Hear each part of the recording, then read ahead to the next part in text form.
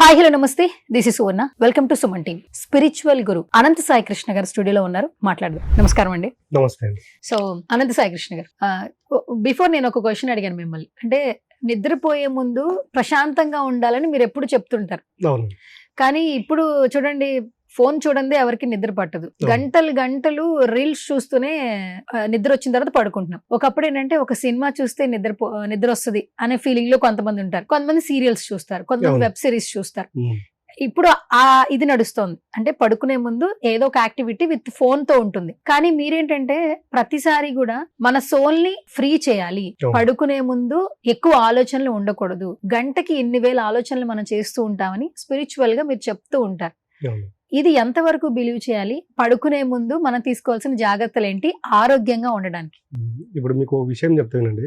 First మనము ఒక 15 years 20 years back చూసుకుంటే పేషెంట్ల దగ్గరికి డాక్టర్ వెళ్ళి వాళ్ళు వెతుక్కుంటే, అవును, మీరు ఇప్పుడు చూస్తే ఒక డాక్టర్ అపాయింట్మెంట్ కోసం కొంత వందల మంది వెయిట్ చేస్తున్నారు, పేషెంట్లు వెయిట్ చేస్తున్నారు.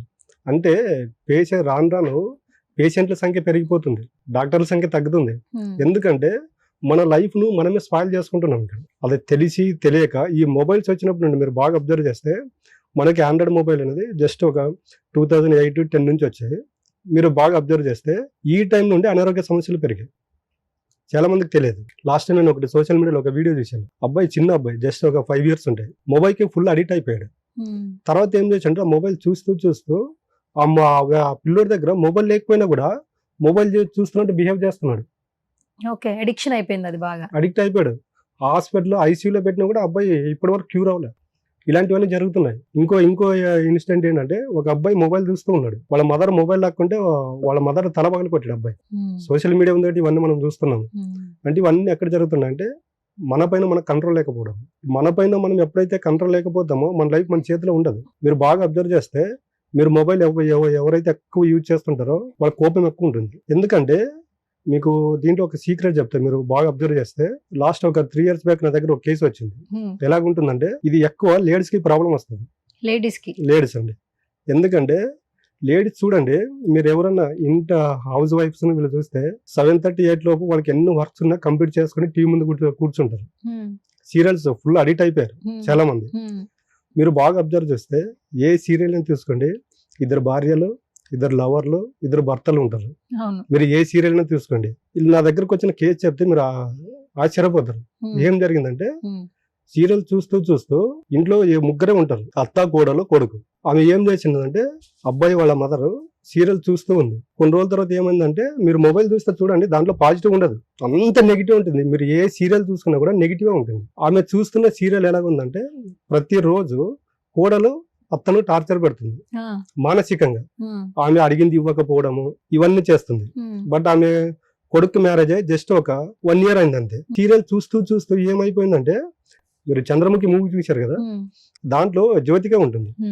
ఆ జ్యోతిక ఒక క్యారెక్టర్ ఉంటుంది, ఆమెకు తెలియకుండానే చంద్రముఖి లాగా బిహేవ్ చేస్తుంటుంది.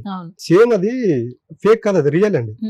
ఇప్పుడు మీకు చెప్పాను, ఈమె సీరియల్ చూస్తూ కొన్ని రోజుల తర్వాత ఎలా మారిపోయిందంటే, నా కోడలు నన్ను ఇలాగే ఇబ్బంది పెడుతుందేమో, నా కోడలు నన్ను ఇలాగే పాయిజన్ ఇచ్చి చంపుతుందేమో, నా కొడుకు నన్ను దూరం చేస్తుందేమో అని రోజు ఆమె మైండ్ లో ఇవే తిరుగుతూ ఉన్నాయన్నమాట. మనం మాట్లాడుకున్నాం, యద్భావం తద్భావం.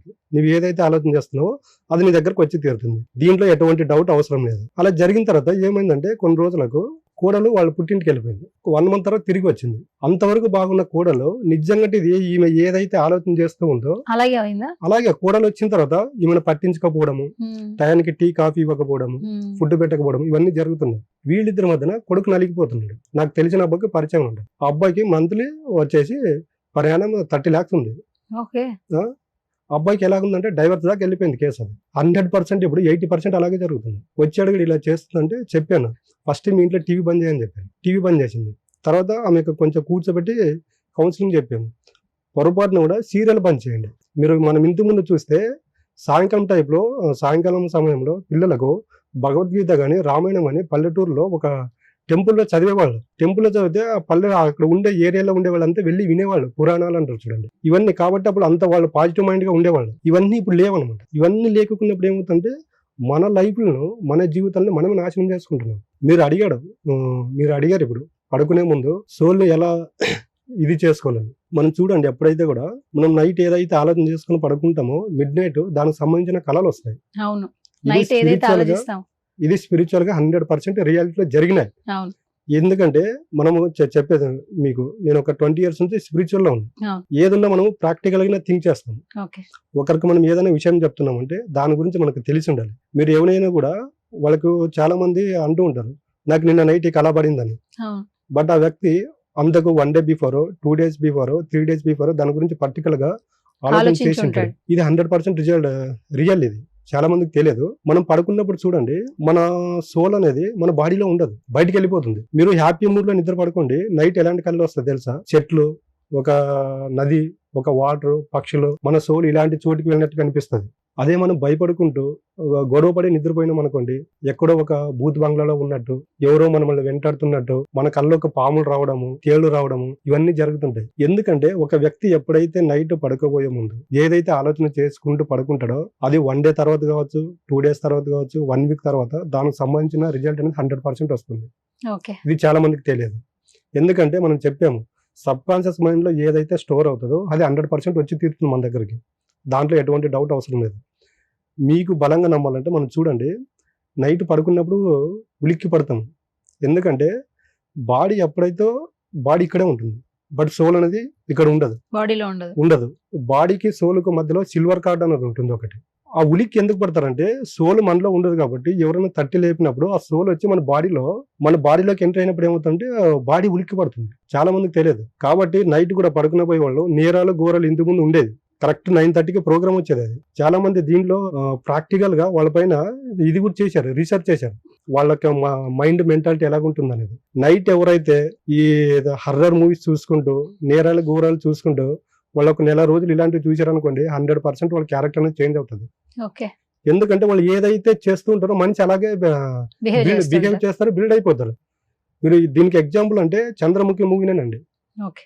మనకు తెలియకుండా నా స్టాన్స్లోకి వెళ్ళిపోతాము, బట్ మనకు తెలియదు. దీనివల్ల ఏమవుతుందంటే మనిషి రోజుకి ఏమవుతుందంటే వెళ్ళిన దగ్గర ఆఫీస్ లో వర్క్ చేస్తే మీరు బాగా అబ్జర్వ్ చేస్తారు చూడండి, కొంతమంది అందరితో కలిసిపోతూ ఉంటారు. ఈ నైట్ పడుకోబోయే ముందు ఇలాంటివి ఎవరైతే చేస్తుంటారో వాళ్ళ మార్పులు వస్తాయి. ఎలాగంటే నలుగురిలో కలవకపోవడము, వాళ్ళ మొబైల్ చూస్తూ ఉండడము, దానికి సంబంధించిన హర్రర్ మూవీస్ కానీ నేరాలు ఘోరాలు ఇలాంటివి చూస్తూ ఉంటారు. కాబట్టి ఇలాంటివి ఎవరైతే చూస్తుంటారో చాలా జాగ్రత్తగా ఉండాలి. ఒకసారి ఇలాంటి క్యారెక్టర్లోకి మీరు ఎంటర్ అయ్యారు అనుకోండి, మనిషి మెంటల్ గా డిస్టర్బ్ అయిపోతాడు. ఒక వ్యక్తి మెంటల్ గా డిస్టర్బ్ అయితే నీకు ఏ మందు పనిచేయదు. మానసిక రోగానికి మందు లేదంటారు చూడండి. ఇప్పుడు చాలా మంది ఇలాంటి మానసిక వ్యాధికి దగ్గర అయిపోతున్నారు. అప్పుడు ఏమవుతుందంటే మన బాడీలో ఆర్గాన్స్ కూడా పనిచేయడం మానేస్తాయి. కాబట్టి దయచేసి ఒక వ్యక్తి నీకు మొబైల్ ఎంత అవసరం ఉంటుందో అంతవరకే చూడండి. నైట్ 9 తర్వాత మాత్రం మీకు ఎంత వర్క్ ఉన్నా మొబైల్ స్విచ్ ఆఫ్ చేసేది ఉత్తమం అండి. ఓకే.